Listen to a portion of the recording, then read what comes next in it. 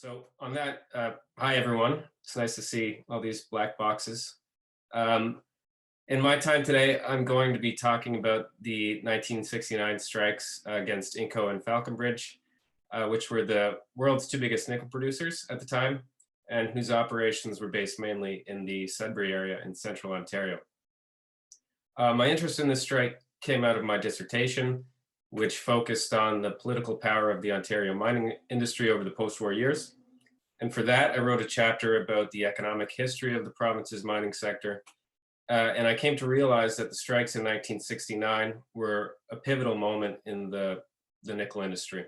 So the long story short is that you can see them as a major catalyst for the fairly rapid internationalization of nickel production that took place in the 1970s, which saw new nickel mines come on stream across the world, whereas previously almost all the production had been concentrated in Canada. Looking at the strike and its impact got me thinking about recent debates around union organizing in strategic sectors or choke points in the logistics and transport industries, where the idea is that strategically situated workers can take advantage of vulnerabilities in globally integrated supply chains, choke off the flow of goods at key nodal points, and then cause widespread disruption throughout the global economy. So in some respects, I thought that there were clear parallels between workers in those industries today and Ontario's nickel industry workers in the late 1960s, who clearly stood at a choke point and had the capacity to cause widespread disruption by shutting off the supply of a vital raw material. But unfortunately, what struck me most was that despite winning big gains in this strike, was just how quickly the workers lost what they had won in the years that followed. So to anticipate my argument, it's as follows. The extraordinary structural power that Ontario nickel workers enjoyed in the late 1960s disappeared within the span of a few short years, leaving them vulnerable to an employer assault on their wages and working conditions. The rapid erosion of nickel workers' bargaining power highlights the limits of workplace-based strategies and underscores the need for workers to build political power to reorient public policies at the level of the state. So in the rest of my presentation, I'm going to talk about the sources of nickel workers' structural power and how these came unraveled. But before doing that, I'll just briefly lay out what I mean by structural power. And for that, I'm relying on Eric Olin Wright, who noted that workers' location within the economic system gives them a unique ability to disrupt processes of capital accumulation, undermine profits, and thereby wrest concessions from powerful economic agents. Drawing again on Beverly Silver, structural power can be subdivided into two types. There's marketplace bargaining power, and that results from tight labor markets.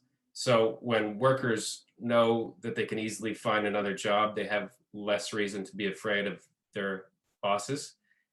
And then there's workplace bargaining power, and that's the type of power that workers have in strategic locations in key industrial sectors or workplaces where work stoppage can cause widespread disruption. So that's the type of power that people are thinking about when they're talking about choke points. And what I want to show now is that Ontario nickel workers enjoyed tremendous workplace and marketplace bargaining power in the late 1960s. But within a few years, the conditions that underpin that power eroded. And that was at least in part as a result of the workers' own success.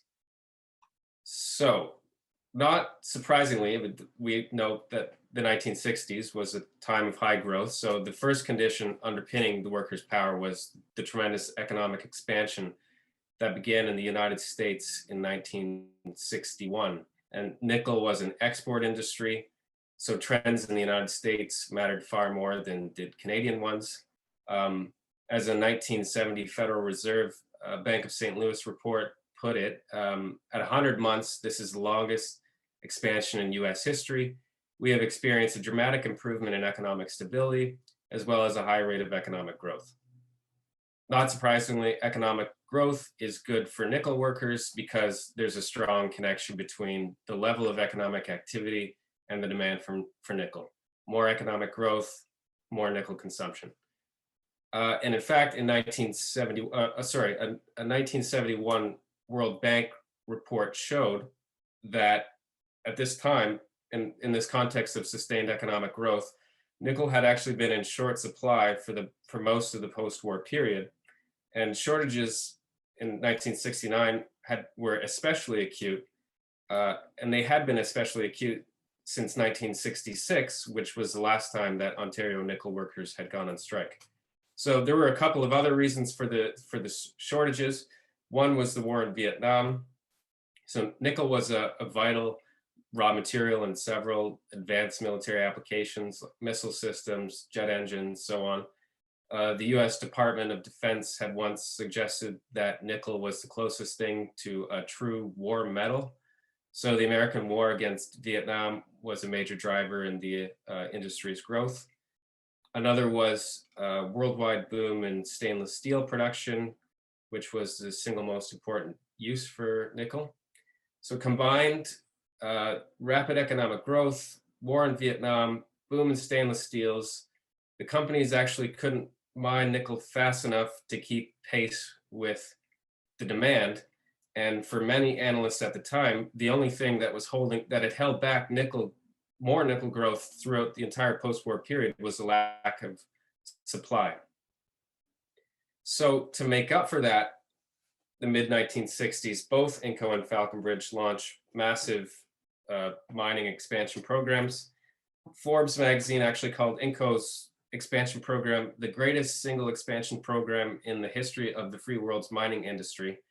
And the plan was to spend over $1 billion over a 5-year period to build 8 new mines, upgrade the smelter, build a new mill, and a new nickel refinery. So clearly, Inco had plans to stay in Sudbury in the long term, and unlike many big unions in Canada today, the steelworkers did not have to bargain for new investment. But at the same time, Inco was confronted with a pretty big problem, and that was that they could never find enough workers. At about 4.5%, unemployment in the late 1960s was, for Canadian historical standings, remarkably low. So when unemployment was at 4.5%, at no point since 1970 has Canada's unemployment rate fallen below 5%. So with these low unemployment levels and with mining companies looking to expand their operations, labor shortages in mining towns were a constant problem for the companies. One of my favorite quotes that I found was a mining executive from Quebec who condemned the epidemic of national laziness affecting Canadian workers because he could never find enough workers to come work in his mines. So I would say, though, that the most important source of the nickel workers' power at this time was the simple fact that they stood at a critical node in the industrial economy. So apart from a few other mines, there was one in Manitoba, their labor controlled the nickel supplies that the world's most important economies depended on to run their heavy industries.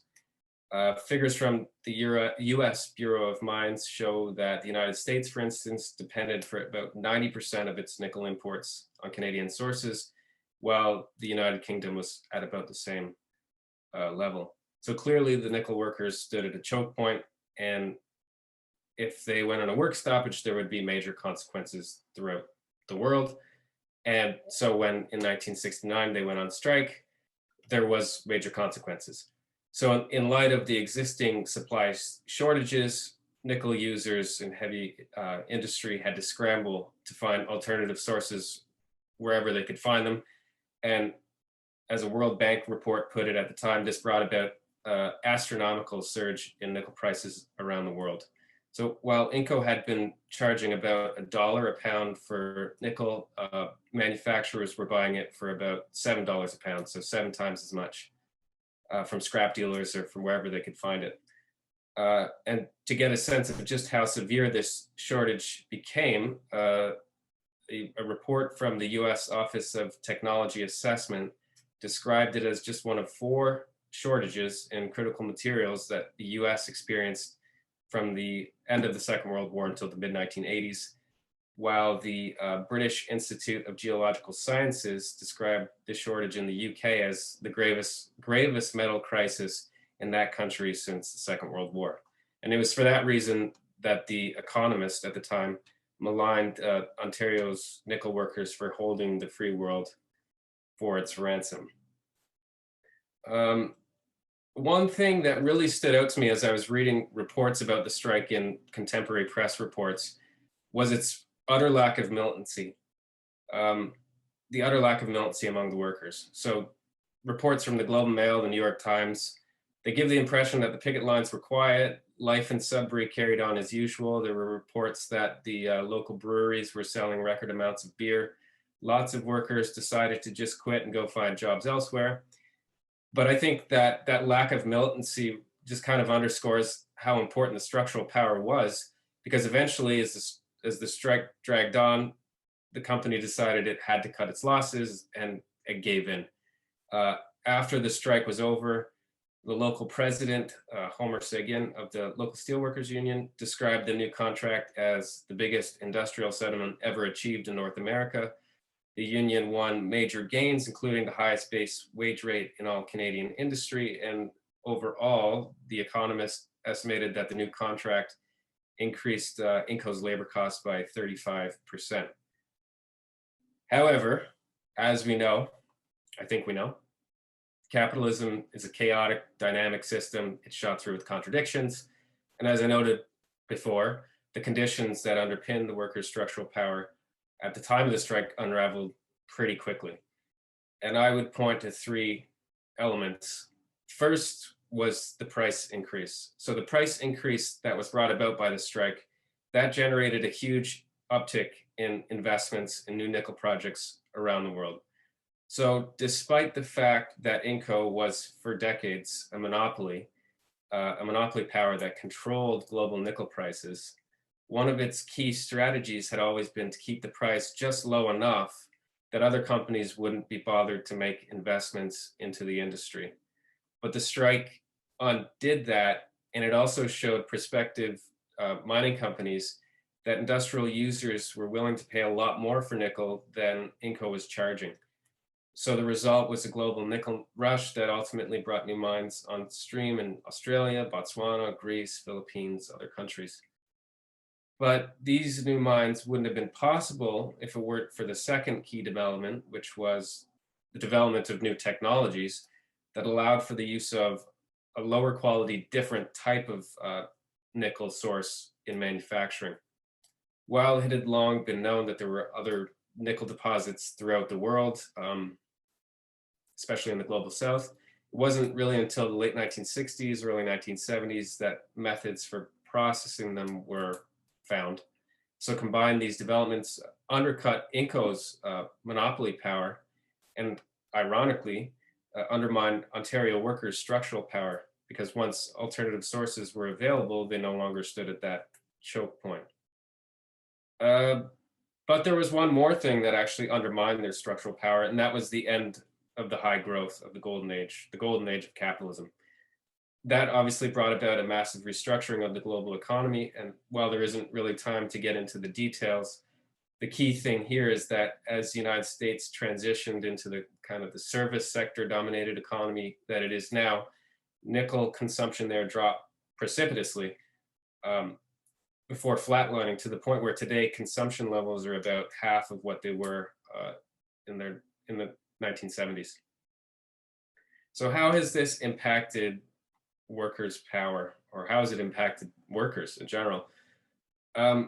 There's many things to say, but I think one of the best illustrations of it is the employment levels in Sudbury. So as my colleague Adam King, who I see in the audience, has shown in his dissertation, the Sudbury local steelworker membership dropped from a peak of about 18,000 in 1971 to just over 3,000 in the mid-2000s. Now, there are many other figures I could quote, but I think I'm going to wrap up quickly here with my conclusion, which is, I think, a sad but crucial lesson that workers' structural power is fleeting and contingent, and the inherent dynamism of capitalist production processes renders even the seemingly most powerful, structurally powerful workers vulnerable to employer attacks. So to come back to the debate about choke points, I think looking at this strike made me a bit wary of the strategy unless it's done alongside a broader commitment to organize at the political level, including, of course, tackling the biggest problem, which is capital's unilateral control over society's productive resources. Thank you.